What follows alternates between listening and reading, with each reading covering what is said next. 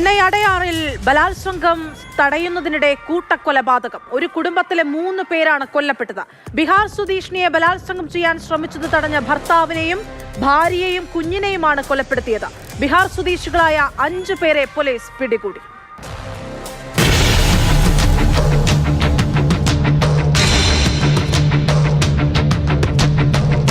Republic ദിനത്തിൽ രാവിലെയാണ് അടയാർ ഇന്ദിരാനഗറിൽ ചോര പുരണ്ട ചാക്കുകെട്ട് നാട്ടുകാർ കണ്ടത്.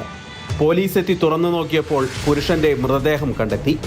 CCTV ദൃശ്യങ്ങൾ പരിശോധിച്ചപ്പോഴാണ് പ്രതികളെ തിരിച്ചറിഞ്ഞത്. തുടർന്ന് ബീഹാർ സ്വദേശികളായ സിക്കന്ദർ, നരേന്ദ്രകുമാർ, രവീന്ദ്രനാഥ ഠാക്കൂർ, വികാസ് എന്നിവരെ പിടികൂടി.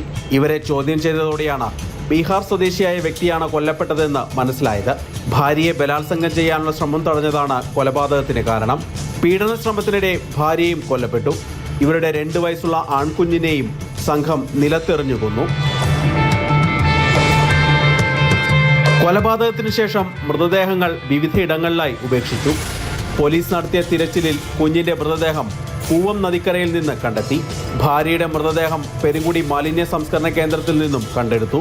1 മാസം മുൻപാണ് ഈ കുടുംബം ജോലിക്കായി ചെന്നൈയിലെത്തിയത്. പ്രതികൾക്കൊപ്പം ഒരേ നിർമ്മാണ സ്ഥലത്താണ് കൊല്ലപ്പെട്ട കുടുംബവും ജോലി ചെയ്തിരുന്നത്.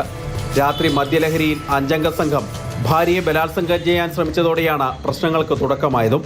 പ്രതികളെ വിശദമായി ചോദ്യം ചെയ്തു വരികയാണ്.